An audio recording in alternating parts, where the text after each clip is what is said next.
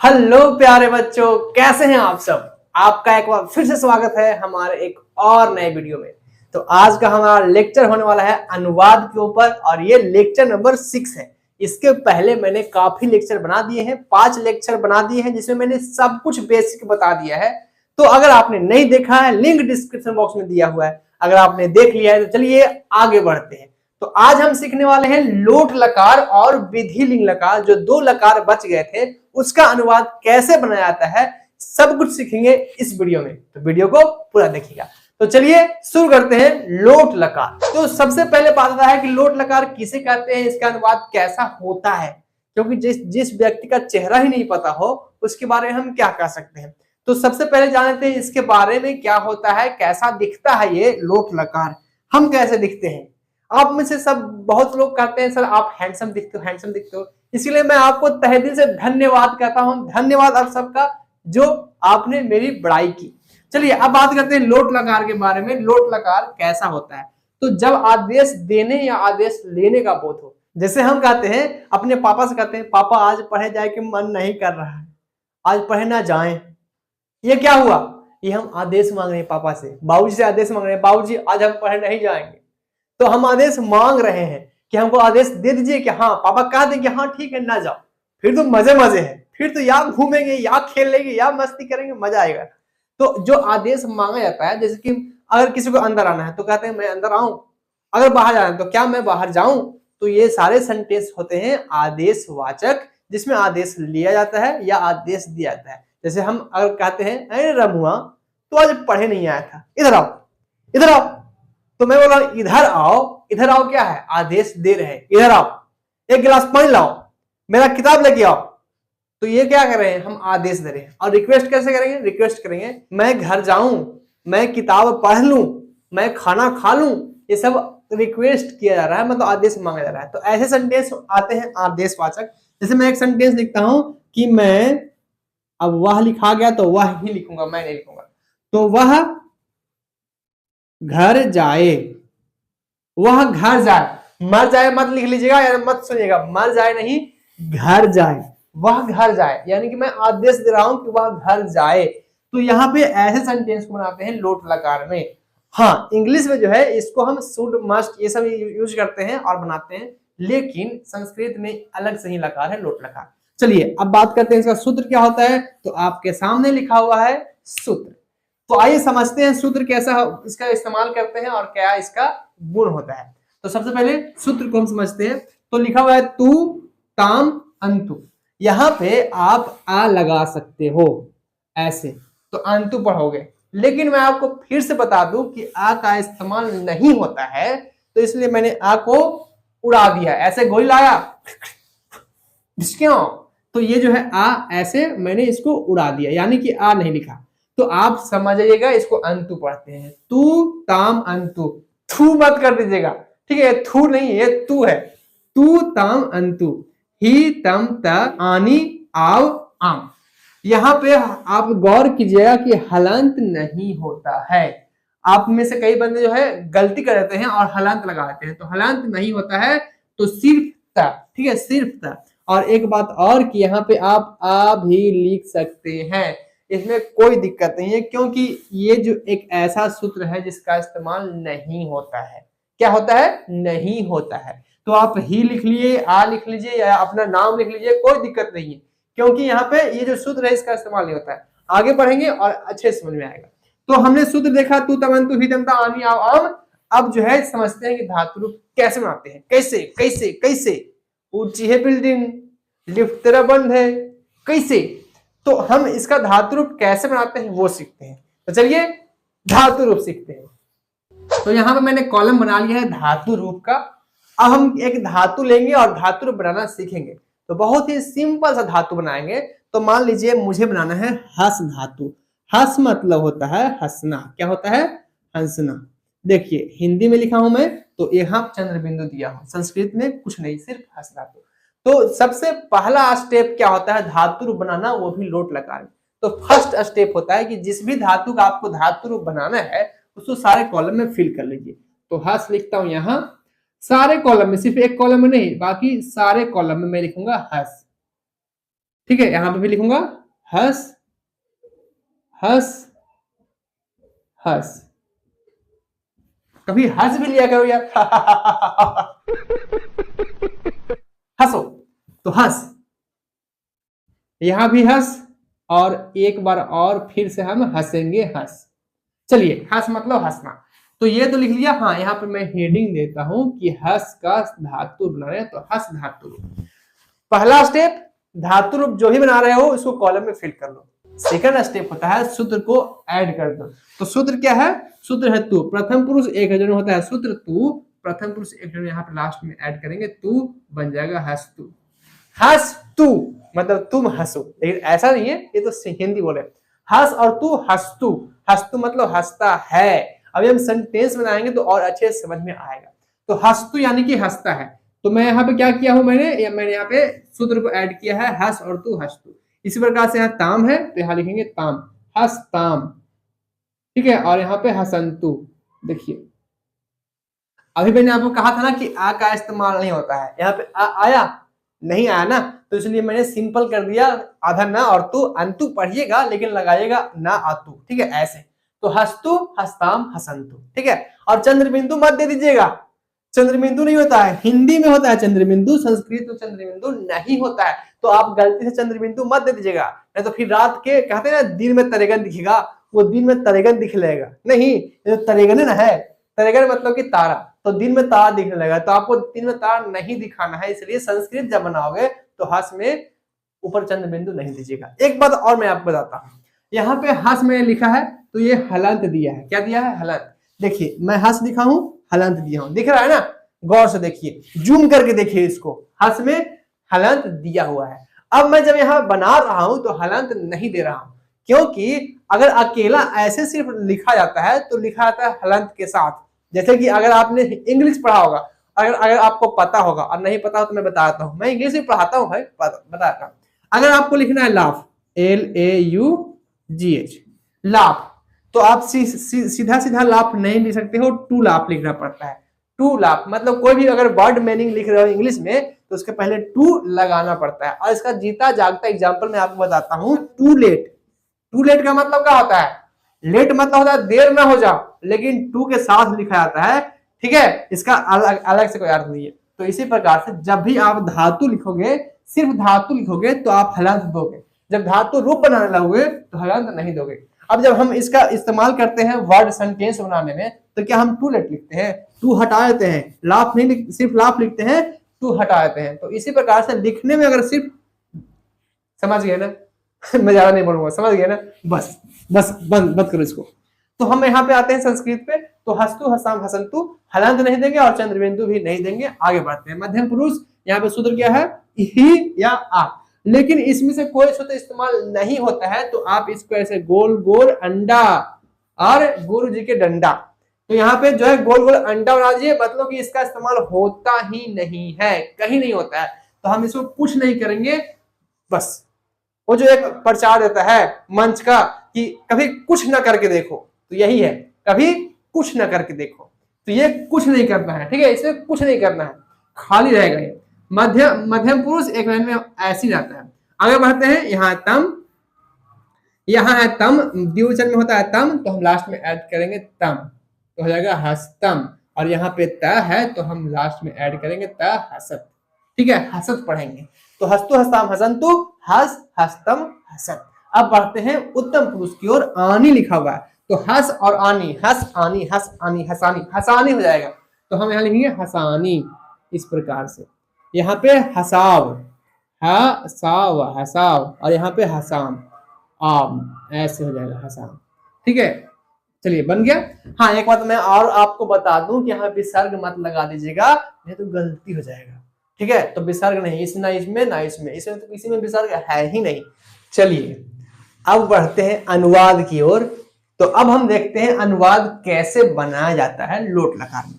तो एक सिंपल सा अनुवाद में लेता हूं यहाँ पे। तो मेरा अनुवाद है कि वह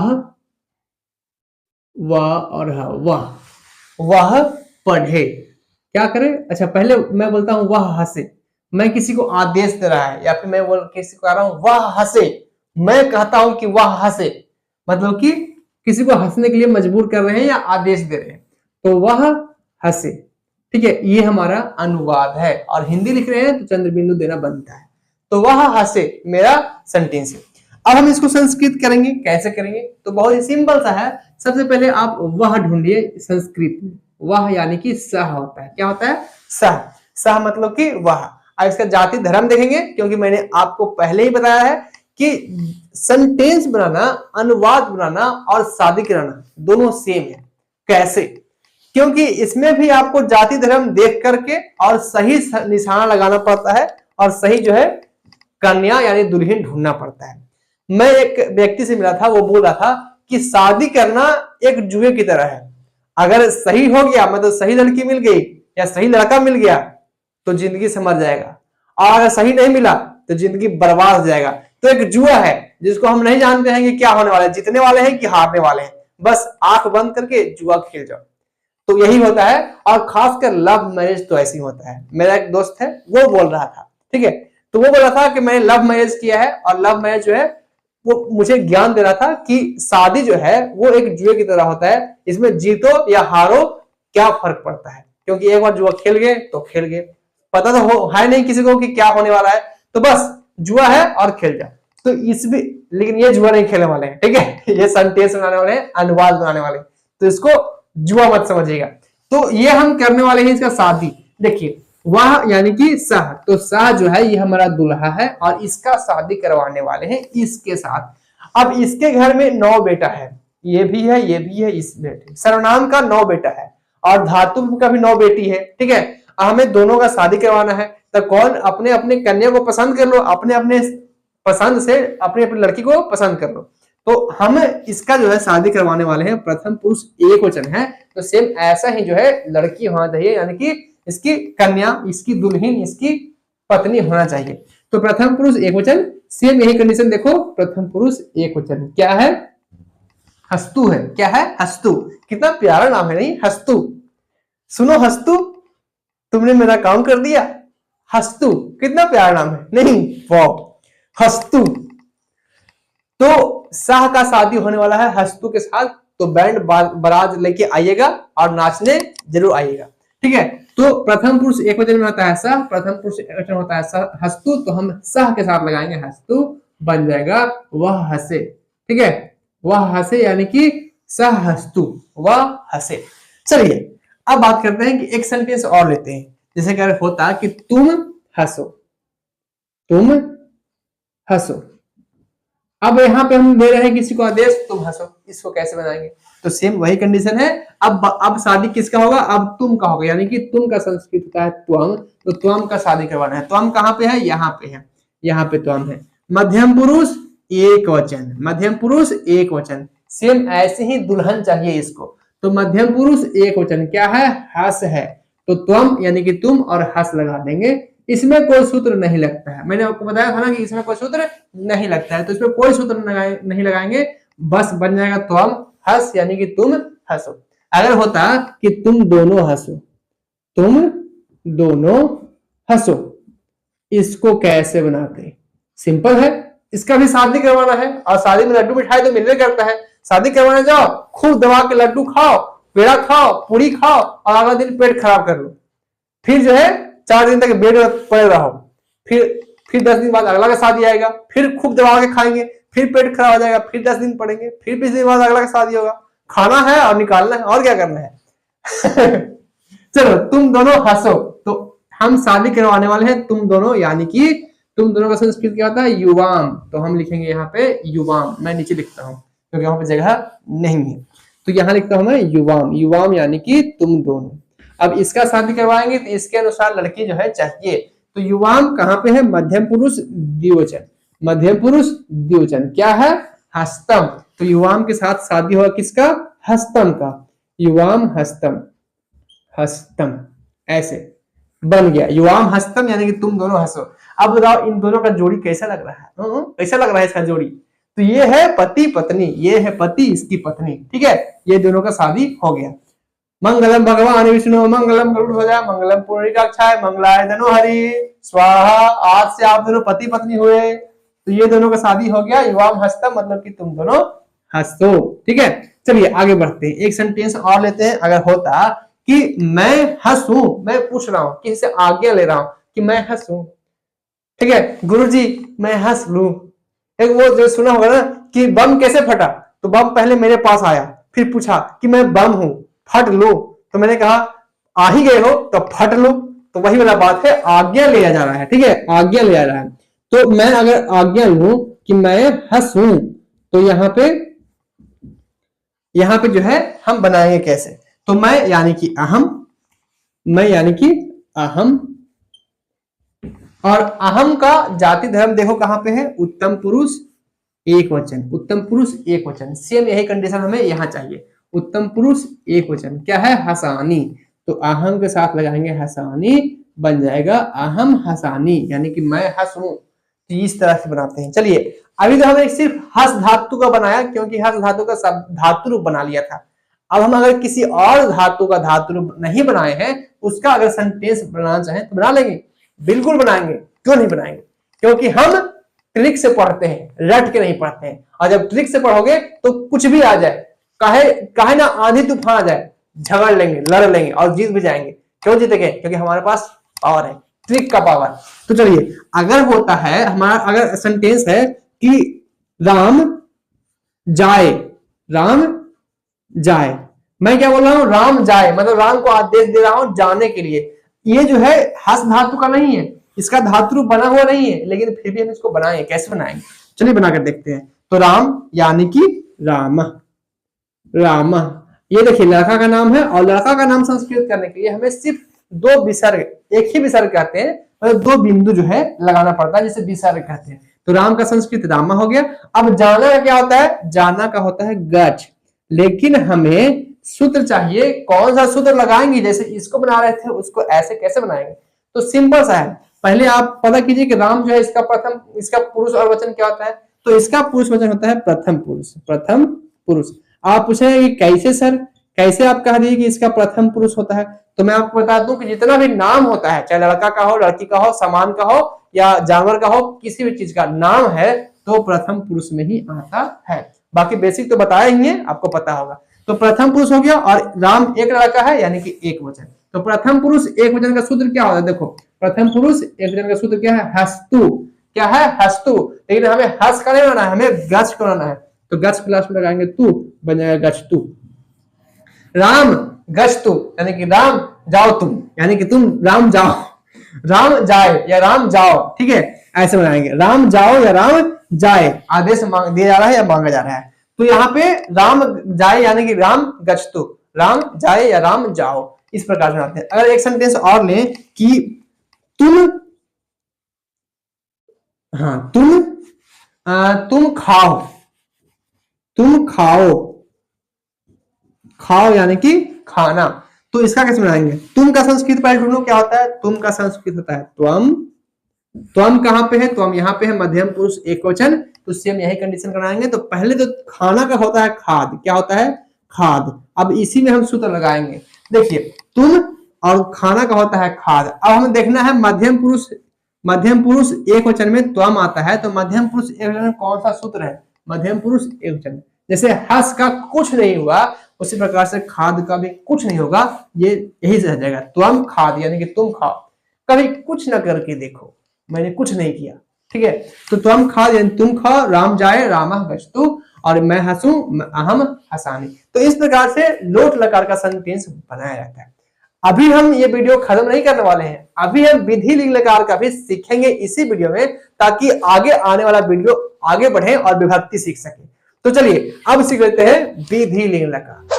तो चलिए आगे बढ़ते हैं और अब देख लेते हैं विधि लिंग लकार यानी कि चाहिए अर्थ को अनुवाद कैसे बनाते हैं।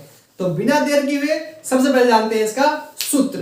तो सूत्र बहुत ही सिंपल है, यहां पे मैंने लिख दिया है एत एताम एयुः, ए एतम एत एयम एव और एम। इसका सेंटेंस कैसा होता है, तो जिसके अंत में चाहिए लगा होता है, जैसे मुझे पढ़ना चाहिए और आपको ये वीडियो देखना चाहिए, तो लास्ट में क्या आ रहा है, चाहिए आ रहा है, वह उसे जाना चाहिए, उसे जाना चाहिए। तो यहां पे जो चाहिए आया है, ऐसे सेंटेंस आपको अगर दिखे तो हम पहचान जाएंगे कि यह विधि लिंग लकार का है।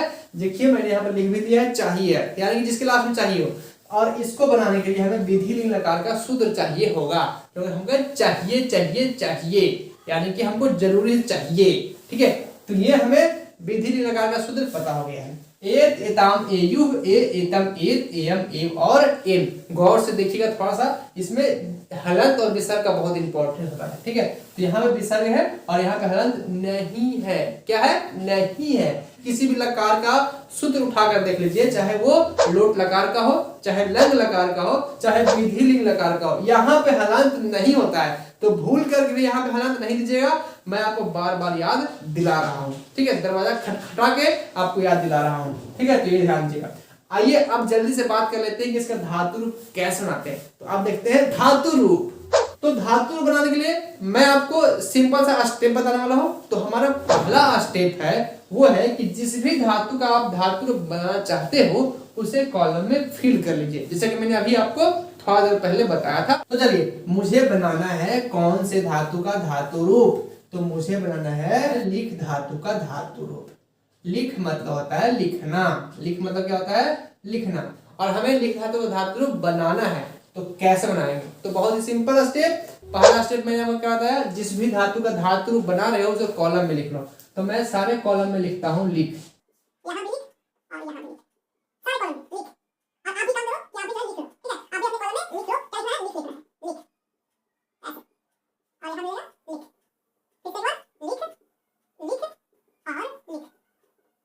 फिर से एक बार लिख लिख और लिख। ठीक है, ये हो गया। सारे कॉलम में पहला स्टेप मैंने फॉलो किया है, जो कि होता है जिस भी धातु का धातु रूप बनाना है उसे लिख लो। सेकंड स्टेप क्या होता है? तो सेकंड स्टेप हमारा होता है कि सूत्र को लास्ट में ऐड करो।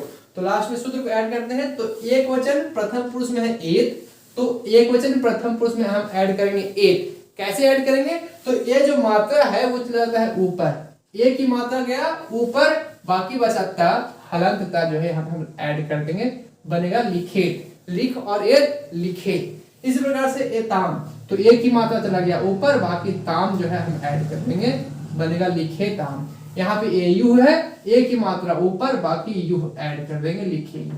इस प्रकार से बनाएंगे। आगे भी ऐसे ही करेंगे। मध्य पुरुष ए है, तो ए की मात्रा ऊपर चला गया, देखिए ए है, ए है, ठीक है। ऐसे कहते हैं ए है, तो यहाँ पे ए की मात्रा ऊपर गया, बाकी जो विसर्ग बचा है उसको हम लास्ट में ऐड कर देंगे। ये विसर्ग बहुत इंपॉर्टेंट है, इसलिए आप इसको भूलिएगा नहीं, भूल के ही मत भूलिएगा। भले ही आप सोना बाबू के भूल जाए, एक बार सोना बाबू के नंबर भूल जाएं, लेकिन आप इसको मत भूलिएगा, क्योंकि सोना बाबू के नंबर आपको एग्जाम में नहीं पूछेगा। ये नहीं पूछेगा कि अपनी सोना का नंबर लिख दो और हम तुमको 100 मार्क्स दे देंगे। आपको ये पूछेगा कि इसका धातु रूप लिखो और हम आपको 100 मार्क्स देते हैं। तो आपको इसको याद रखना है, ठीक है। एग्जाम के बाद तो खूब सोना बाबू करेंगे, हम भी किए थे खूब सोना बाबू एग्जाम के बाद। एग्जाम के पहले बिल्कुल नहीं, एग्जाम के बाद जो करना है करो, कोई रोक नहीं है। आपको गार्जियन भी नहीं बोलेंगे, लेकिन एग्जाम अच्छा जाए, रिजल्ट अच्छा आए, उसके बाद गार्जियन भी सपोर्ट करते हैं। चाहे आप सोना बाबू करो या बाबू सोना करो, कोई दिक्कत नहीं, लेकिन एग्जाम दो और पहले अच्छे नंबर से पास हो जाओ उसके बाद। तो यहाँ पे विसर्ग लगाना बिल्कुल मत भूलिएगा। एतम है तो एतम यानी कि ए की मात्रा ऊपर जाएगा, तम जो है हम लास्ट में ऐड करेंगे ऐसे। हलंत भी देना जरूरी है। एत यानी कि ए की मात्रा ऊपर और यहाँ पे त ऐड कर देंगे, तो बनेगा लिखे लिखेतम लिखित। अब आते हैं उत्तम पुरुष में ए यम है, तो ए की मात्रा चला गया ऊपर, बाकी यम ऐड करेंगे, यम, ठीक है। ऐसे एक सीरियल भी देता है यम है हम, तो यहाँ पे यम ऐड कर लेंगे इस प्रकार से। एव है तो एव यानी कि ए की मात्रा ऊपर और यहाँ पे वाह एव, और यहाँ पे एम है तो यानी कि ए की मात्रा ऊपर और म एम, इस प्रकार से। तो हमारा धातु बनाना जो है सीख गया है हमने। क्या है, क्या क्या है, अच्छा क्या है, क्या है मुझे कुछ नहीं पता क्या है, चलो सीखते हैं। तो हमने धातु बनाना सीख लिया है। क्या है? लिखेत लिखेताम लिखेयु, लिखे लिखेतम लिखेत, लिखेयम लिखेव और लिखेम। अब हम सीखेंगे कि अनुवाद कैसे बनाते हैं।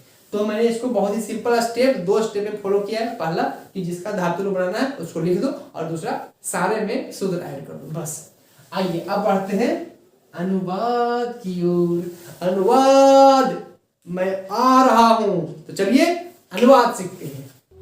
चलिए अब बात कर लेते हैं अनुवाद कैसे बनाते हैं विधि लिंग लकार में। तो सबसे पहले हमें एक अनुवाद चाहिए जो मैं लिखता हूं यहाँ पे कि वह नहीं उसे। अच्छा एक बात आप गौर किए, मैं बताता हूं आपको, उसे पढ़ना चाहिए नहीं लिखना चाहिए, क्योंकि हम लिख धातु का बनाए हैं तो उसे लिखना चाहिए, लिखना चाहिए, चाहिए, चाहिए तो बहुत कुछ लेकिन मिलता कहाँ है यार, सही बात बोल रहे हैं ना, ठीक है।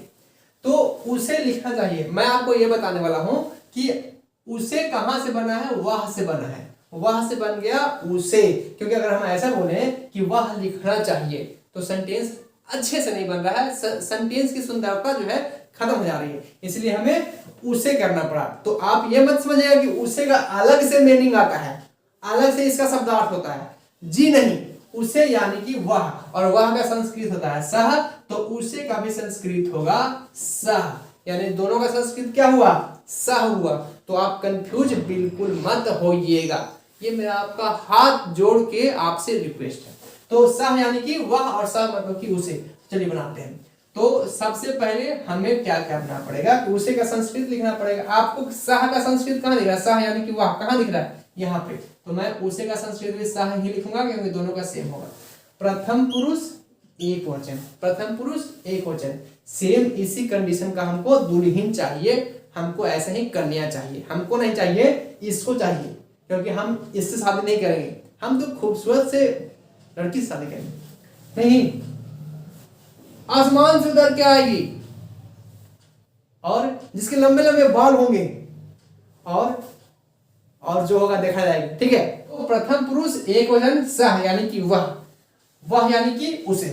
अब इसी का हम जो है देखेंगे अच्छा सा सुंदर सा कन्या ढूंढते हैं। तो प्रथम पुरुष यहाँ पे एक वचन, यहाँ पे प्रथम पुरुष एक वचन, यहाँ पे आ गया लिखे, तो सह के साथ लगेगा लिखे, लिखे इस प्रकार से ऐसे, और ये बनकर तैयार हो गया सह लिखेत, यानी कि उसे लिखना चाहिए, ठीक है। तो इन दोनों का जोड़ी जो है बन गया, इन दोनों का जोड़ी सलामत रहे, कहीं नजर न लग जाए, ऐसे ही करते ना, कहीं नजर न लग जाए, तो इसका जो है नजर उतारती है। तो सह लिखेत यानी कि उसे लिखना चाहिए। एक सेंटेंस और लेते हैं। अगर है कि मुझे लिखना चाहिए, मुझे पत्र लिखना चाहिए, लिखना चाहिए, इसका कैसे बनाएंगे, मुझे पत्र लिखना चाहिए, तो बहुत ही सिंपल है, कैसे बनाएंगे, बहुत ही सिंपल है, कैसे बनाएंगे, बहुत ही सिंपल है। अरे सिंपल तो है, बताओ तो सही कैसे बनाएंगे। तो मैं बताता हूं कैसे बनाएंगे। मुझे लिखना चाहिए, तो सबसे पहले मुझे किससे बना है, मुझे बना है मैं से, तो आप मैं का मीनिंग ढूंढिए अहम, तो मैं यहां लिखता हूं अहम, यानी कि मैं या मुझे, तो मैंने लिख दिया अहम। अहम का वचन पुरुष से देखेंगे, लेकिन उसके पहले पत्र का संस्कृत लिख देते हैं। पत्र का होता है पत्रम, पत्र का पत्रम, लिखना चाहिए, यानी कि इसी में से कोई है जो लगेगा। तो अहम उत्तम पुरुष में है, एक वचन में, उत्तम पुरुष एक वचन में अहम है, उत्तम पुरुष एक वचन में लिखेयम है।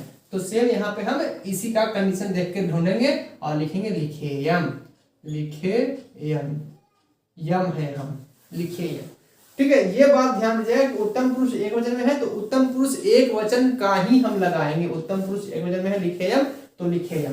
अहम पत्रम लिखेयम, यानी कि मुझे पत्र लिखना चाहिए। अगर किसी के सामने जाकर बोल दोगे कि अहम पत्रम लिखेयम, बोले कौन सा भाषा बोल रहा है यार, अगर जानता हो कि संस्कृत बोल रहा है तो कहेगा अरे वाह तुम तो बहुत संस्कृत जानते हो, दो चार शुद्ध जाकर बोल दो लिखेत लिखेताम लिखेयु, बस काम बन गया। फिर तो तुम उसके सामने विद्वान बन जाओगे, फिर तो वो तुम्हारा चेला बन जाएगा, तुमसे सीखने लगेगा संस्कृत, ठीक है। मैंने पिछले साल पिछले साल जब क्लास लिया था, एक बैच पढ़ाया था, तो बहुत सारे बच्चे थे, तो उसमें कुछ ऐसे स्टूडेंट होते हैं जो अच्छा पढ़ने होते हैं, मतलब जिसको अच्छा लगता है संस्कृत और पढ़ने में तेज भी होते हैं।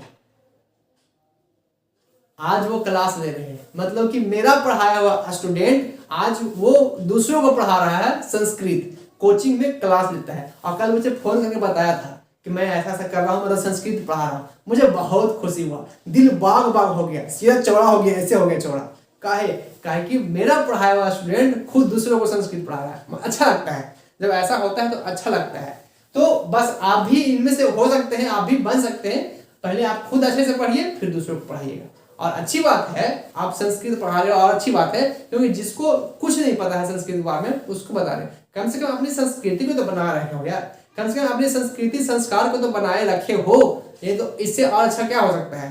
सब तो इंग्लिश पढ़ाता ही है, पढ़ता ही है, आप कुछ अलग करो, आप कुछ अपने देश के बारे में सोचो, देश का संस्कृति बचा के रखो। तो संस्कृत सबको सिखाना चाहिए, चाहे छोटा हो बड़ा हो, उसको जरूरत हो या ना हो, अपना नॉलेज जरूरी है। ठीक है, तो आइए बढ़ते हैं आगे। तो मुझे पत्र लिखना चाहिए, अहम पत्र लिखेगा। एक सेंटेंस और लेते हैं। तो अगर मान लो मेरा सेंटेंस है कि तुम्हें तुम्हें तुम्हें पुस्तक लिखना चाहिए, तुम्हें पुस्तक लिखना चाहिए, पुस्तक लिखना चाहिए, लिखना चाहिए। अगर तुम्हें पुस्तक लिखना चाहिए ऐसा सेंटेंस है तो कैसे बनाएंगे।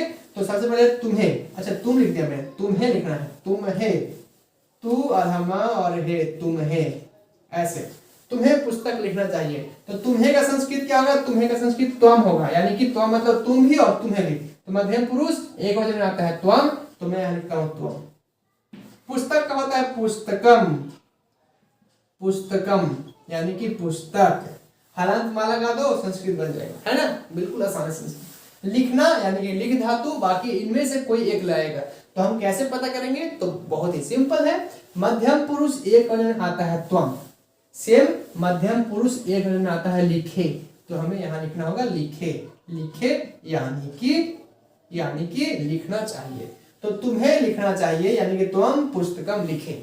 चलिए ये तो हम बात कर लिए लिख धातु का। अगर लिख धातु ना हो कोई और धातु होता तो कैसे बनाते, तो उसका भी उपाय है, देखिए बनाकर देखते हैं। तो मान लो कि मुझे ऐसा लिखना है कि क्या, राम को पढ़ना चाहिए, राम को पढ़ना चाहिए। यहाँ पे लिखना नहीं है बल्कि पढ़ना है। तो हम इसका कैसे बनाएंगे, सिंपल है। सबसे पहले राम का संस्कृत ढूंढिए क्या होगा। तो राम का संस्कृत होता है राम, राम का संस्कृत राम, क्योंकि किसी भी लड़के का नाम हो तो विसर्ग होता है। अब बात करते हैं कि ये जो है वो कौन से वचन कौन से पुरुष का है। तो ये है प्रथम पुरुष। कौन सा पुरुष है, प्रथम पुरुष। कैसे, क्योंकि मैंने आपको पहले ही बताया था कि किसी का भी नाम हो प्रथम पुरुष में आता है। तो प्रथम पुरुष, कितना लड़का है, कितना आदमी है राम, एक व्यक्ति है, तो एक वचन, एक वचन। तो सेम यही कंडीशन का हम सूत्र ढूंढेंगे। तो राम को पढ़ना चाहिए, तो राम यानी कि रामा, पढ़ना यानी कि पठ, पढ़ना का संस्कृत होता है पठ, तो पठ। अब हम बारी है सूत्र का, सूत्र लगाएंगे। तो देखिए लिख धातु में प्रथम पुरुष एक वचन का सूत्र क्या होता है, प्रथम पुरुष एक वचन का सूत्र होता है लिखेत। क्या होता है, लिखेत। तो लिख धातु का बन गया लिखेत, पठ धातु का बनेगा पठेत। ऐसे जैसे सूत्र एत है, यहाँ पे एत लगा दिए। तो रामा पठेत यानी कि राम को पढ़ना चाहिए। ठीक है, ऐसे बनाते हैं इसका सेंटेंस। तो आई होप आपको समझ में आ गया हो। तो ये था हमारा आज का वीडियो जिसमें हमने सीखा लोट लगा और विधि लगा। तो ये वीडियो आपको कैसा लगा आप मुझे कमेंट बॉक्स में जरूर लिखिएगा और अपने दोस्तों के साथ शेयर जरूर कीजिएगा। अगर वीडियो पसंद आया तो लाइक कर दीजिए, चैनल को सब्सक्राइब कर लीजिए और बेल आइकन ऑल पर सेट कर लीजिए ताकि आगे आने वाला वीडियो सबसे पहले आपको मिले। तो फिर मिलते हैं ऐसे एक नए वीडियो में एक नए टॉपिक के साथ। तब तक के लिए देखते रहिए, सीखते रहिए। बाय बाय, जय हिंद।